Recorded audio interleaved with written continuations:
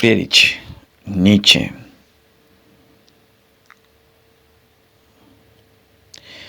El nacimiento de la tragedia. Nos acercamos ahora a la auténtica meta de nuestra investigación, la cual está dirigida al conocimiento del genio dionisiaco y apolíneo y de su obra de arte, o al menos a la comprensión llena de presentimientos del misterio de esa unidad. Ante todo, vamos a preguntar aquí cuál es el lugar de donde se hace notar por vez primera en el mundo helénico ese nuevo germen que evolucionará después hasta llegar a la tragedia y al ditirambo dramático. Sobre esto, la antigüedad misma nos ofrece gratificantemente una aclaración al colocar juntos en esculturas gemas, etc., como progenitores y precursores de la poesía griega a Homero y Arquíloco, con el firme sentimiento de que sólo a estos dos se los ha de reputar por naturaleza igual y plenamente originales, de las cuales sigue fluyendo una corriente de fuego sobre toda la posteridad griega. Homero, el anciano soñador, absorto en sí mismo, el tipo de artista apolíneo ingenuo, miraba estupefacto la apasionada cabeza de Arquíloco, belicoso servidor de las musas, salvajemente arrastrado a través de la existencia. Y la estética moderna solo ha sabido añadir para interpretar esto que aquí está enfrentado al artista objetivo, el primer artista subjetivo. Pequeño es el servicio con que esta interpretación se nos presta, pues el artista subjetivo nosotros lo conocemos solo como el mal artista. Y en toda especie y nivel de arte exigimos ante todo y sobre todo victoria sobre lo subjetivo, redención del yo y silenciamiento de toda voluntad y capricho individuales. Más aún, si no hay objetividad, si no hay contemplación pura y desinteresada, no podemos creer jamás en la más mínima producción verdaderamente artística. Por ello, nuestra estética tiene que resolver primero el problema de cómo es posible el lírico como artista, el que según la experiencia de todos los tiempos siempre dice yo y tararea en presencia nuestra la entera gama cromática de sus pasiones y apetitos. Precisamente este Arquíloco nos asusta junto a Homero por el grito de su odio y de su mofa, por las ebrias explosiones de su concupiscencia. Él, el primer artista llamado subjetivo, ¿no es por ese motivo el no artista propiamente dicho? ¿De dónde procede entonces la veneración que le tributo a él? Al poeta, precisamente también el oráculo délfico, hogar del arte objetivo. Acerca del proceso de su poetizar, Schiller nos ha dado luz mediante una observación psicológica que a él mismo le resulta inexplicable, pero que sin embargo no parece dudosa. Schiller confiesa, en efecto, que lo que él tenía ante sí y en sí como estado preparatorio previo al acto de poetizar no era una serie de imágenes con unos pensamientos ordenados de manera casual, sino más bien un estado de ánimo musical. El sentimiento carece en mí al principio de un objeto determinado y claro. Este no se forma hasta más tarde. Precede un cierto estado de ánimo musical. Y a este sigue después en mí la idea poética.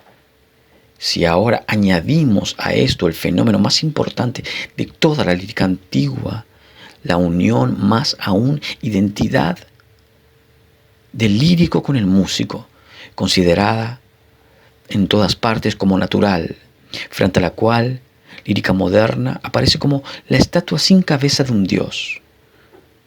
Podremos ahora, sobre la base de nuestra metafísica estética, antes expuesta, explicarnos al lírico de la siguiente manera.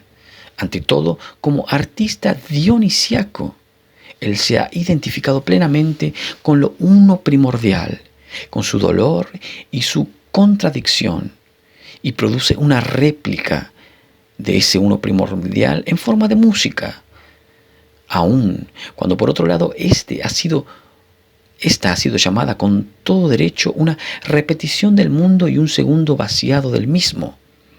Después, esa música se le hace visible de nuevo bajo el efecto apolíneo del sueño, como una imagen onírica simbólica. Aquel reflejo aconceptual y afigurativo del dolor primordial en la música, con su redención en la apariencia, engendran ahora un segundo reflejo en forma de símbolo o ejemplificación individual. Ya en el proceso dionisíaco, el artista ha abandonado su subjetividad. La imagen que su unidad con el corazón del mundo le muestra ahora es una escena onírica que hace sensibles aquella contradicción y aquel dolor primordiales junto con el placer primordial propio de la apariencia. El yo del lírico resuena, pues, desde el abismo del ser, su subjetividad en el sentido de los estéticos modernos es pura imaginación. Cuando Arquíloco, el primer lírico de los griegos, proclama su furioso amor y a la vez su desprecio por las hijas de Licambes, no es su pasión la que baila ante nosotros en un torbellino orgiástico. ¿A quién vemos? Es a Dionisio y a las Ménades.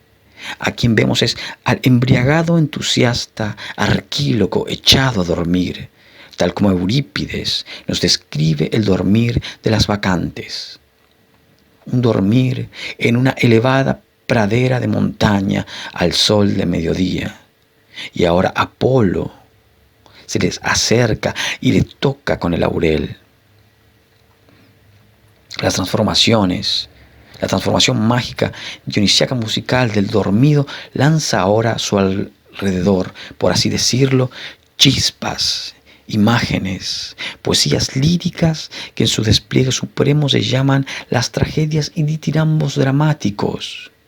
El escultor, también el poeta épico, que le es afín, están inmersos en la intuición pura de las imágenes. El músico dionisíaco, sin ninguna imagen, es total y únicamente dolor primordial y eco primordial de tal dolor.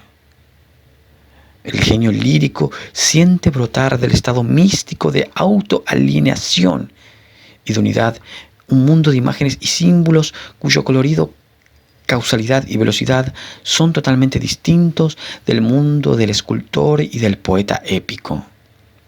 Mientras que es en esas imágenes y solo en ellas donde estos últimos viven con alegre deleite y no se cansan de mirarlas con amor hasta en sus más pequeños rasgos, mientras que incluso la imagen de Aquiles encolorizado es para ellos solo una imagen de cuya encolorizada expresión ellos gozan con aquel placer onírico por la apariencia. De modo que gracias a este espejo de la apariencia están llenos ellos protegidos contra el unificarse y fundirse con sus pensamientos. Las imágenes del lírico no son en cambio otra cosa que él mismo, y solo distintas objetivaciones suyas, por así decirlo, por lo cual a él, en cuanto centro motor de aquel mundo, les es lícito decir yo. Solo que esta existencia, solo que esta yoidad no es la misma que la del hombre despierto, empírico, real, sino la única yoidad verdaderamente existente y eterna, que reposa en el fondo de las cosas, hasta el cual penetra con su mirada el genio lírico a través de las copias de aquellas. Ahora, imaginémonos cómo ese genio se divisa también a sí mismo entre esas copias como no genio, es decir, divisa su propio sujeto. La entera muchedumbre de pasiones y voliciones subjetivas dirigidas hacia una cosa determinada que él se imagina real, aun cuando ahora parezca que el genio lírico y el no genio unido a él son una misma cosa, y que el principio al decir de la palabrita yo, la dice de sí mismo, esa apariencia ya no podrá seguir induciéndonos ahora a error, como ha inducido indudablemente a quienes han calificado de artista subjetivo al lírico. En verdad, Arquíloco, el hombre que arde de pasión, que ama y odia con pasión, es tan solo una visión del genio, el cual no es ya Arquíloco, sino el genio del mundo, que expresa simbólicamente su dolor primordial en ese símbolo que es el hombre arquíloco, mientras que ese hombre arquíloco cuyos deseos y apetitos son subjetivos no puede ni podrá ser jamás poeta. Sin embargo, no es necesario en modo alguno que el lírico vea ante sí como reflejo del ser eterno única y precisamente el fenómeno del hombre arquíloco. Y la tragedia demuestra hasta qué punto el mundo visionario del lírico puede alejarse de ese fenómeno, que es de todos modos el que aparece en primer lugar. Schopenhauer, que no se disimuló la dificultad que el lírico representa para la consideración filosófica del arte, creía haber encontrado un camino para salir de ella. Mas yo no puedo seguirle por ese camino, aun cuando él fue el único que en su profunda metafísica de la música tuvo en sus manos el medio con el que aquella dificultad podía quedar definitivamente allanada. Como creo haber hecho yo aquí, en su espíritu, y para honra suya. Por el contrario, él define la esencia peculiar de la canción, Lied, de la manera siguiente: el mundo como voluntad y representación. Página 295. El sujeto de la voluntad, es decir, el querer propio, el que llena la conciencia del que canta, a menudo como un querer desligado, satisfecho, alegría, pero con mayor frecuencia aún como un querer impedido, duelo, pero siempre como afecto, pasión, estado de ánimo agitado junto a esto. Sin embargo, y a la vez que ello, el cantante, gracias al espectáculo de la naturaleza circundante, cobra conciencia de sí mismo como sujeto del conocer puro, ajeno al querer, cuyo dichoso e inconmovible sosiego contrasta en adelante con el apremio del siempre restringido, siempre indegente querer. El sentimiento de ese contraste, de ese juego alternante, es propiamente lo que se expresa en el conjunto de la canción, Lied, y lo que constituye en general el estado lírico. En este, el conocer puro se allega, por así decirlo, a nosotros para redimirnos del querer y de su apremio. Nosotros le seguimos, pero solo por instantes. Una y otra vez el querer, el recuerdo de nuestras finalidades personales, nos arranca a la inspección tranquila, pero también nos arranca una y otra vez del querer el bello entorno inmediato. En el lírico, el querer, el interés personal de la finalidad y de la intuición pura del entorno ofrecido se entremezclan de una manera sorprendente. Buscamos e imaginamos relaciones entre ambos. El estado de ánimo subjetivo, la afección de la voluntad comunican, por ejemplo, su color al entorno contemplado, y éste a su vez se lo comunica a aquellos.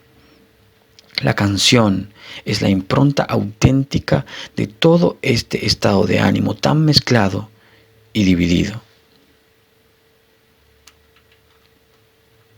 ¿Quién no vería que en esta descripción la lírica está caracterizada como un arte imperfectamente conseguido, que por así decirlo llega a su meta a ratos y raras veces, más aún como un arte a medias, cuya esencia consistiría en una extraña amalgama entre el querer y el puro contemplar, es decir, entre el estado no estético y el estético?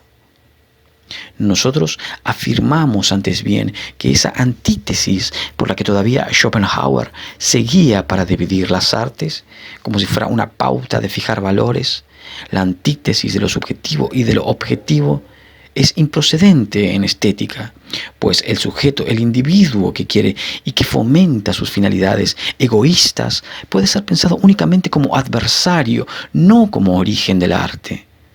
Pero en la medida en que el sujeto es artista, está redimido ya de su voluntad individual y se ha convertido, por así decirlo, en un medium, a través del cual el único sujeto verdaderamente existente festeja su redención en la apariencia.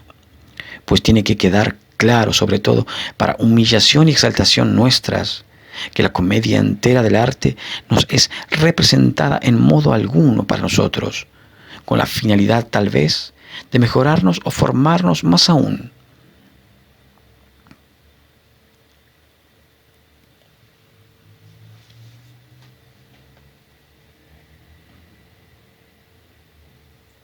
Que tampoco somos nosotros los auténticos creadores de ese mundo de arte. Lo que sí nos es lícito suponer de nosotros mismos es que para el verdadero creador de ese mundo somos imágenes y proyecciones artísticas, y que nuestra suprema dignidad la tenemos en significar obras de artes, pues sólo como fenómeno estético están eternamente justificados la existencia y el mundo, mientras que ciertamente nuestra conciencia acerca de ese significado nuestro apenas es distinta de la que unos guerreros pintados sobre un lienzo tienen de la batalla representada en el mismo. Por tanto, todo nuestro saber artístico es en el fondo un saber completamente ilusorio, dado que en cuanto poseedores de él, no estamos unificados ni identificados con aquel ser que por ser creador y espectador único de aquella comedia de arte, se procura un goce eterno a sí mismo.